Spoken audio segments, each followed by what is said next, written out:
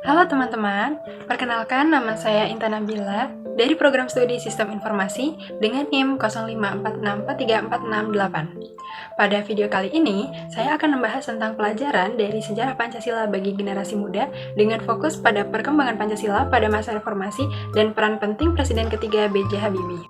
Ketika membahas reformasi, banyak orang langsung mengingat peristiwa 1998, yaitu runtuhnya pemerintahan Orde Baru.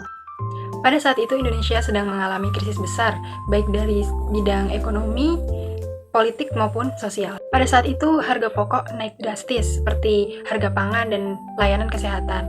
Kemudian banyak pekerja yang di layoff dan juga kepercayaan terhadap pemerintah mulai menurun, sehingga terjadi aksi demonstrasi besar-besaran oleh mahasiswa yang menuntut akan demokrasi, kemudian menuntut juga akan perubahan dan juga pemerintahan yang lebih adil.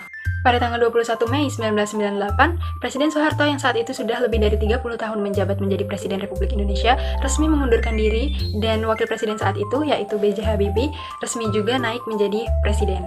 Banyak orang meragukan B.J. Habibie karena pada masa pemerintahannya itu relatif singkat dan saat itu situasi negara sedang kacau. Namun ternyata beliau berhasil membawa perubahan penting bagi Indonesia.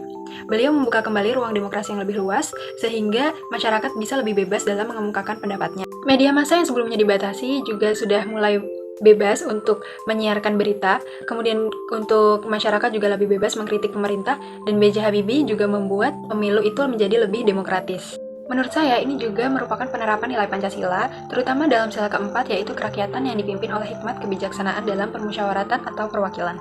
B.J. Habibie menunjukkan bahwa pemerintah tidak boleh takut oleh suara rakyat.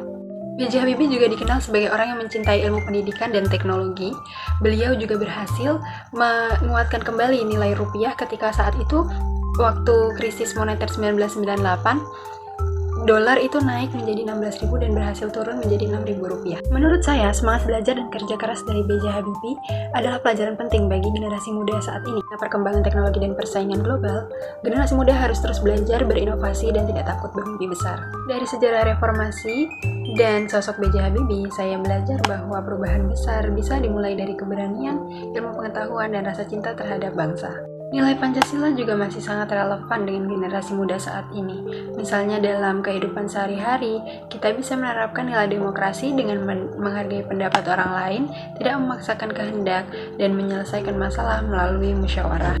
Selain itu, generasi muda juga harus memiliki semangat yang besar, sama besarnya seperti B.J. Habibie atau bahkan lebih, karena kemajuan bangsa tidak hanya tergantung pada sumber daya alam, tetapi juga kualitas sumber daya manusianya. Menurut saya, pelajaran terbesar dari sejarah Pancasila pada masa reformasi adalah bahwa Indonesia bisa menjadi lebih baik jika rakyat dan pimpinannya sama-sama memegang nilai persatuan, demokrasi, keadilan, dan tanggung jawab. Karena pada akhirnya, masa depan bangsa ada di tangan generasi muda saat ini. Terima kasih.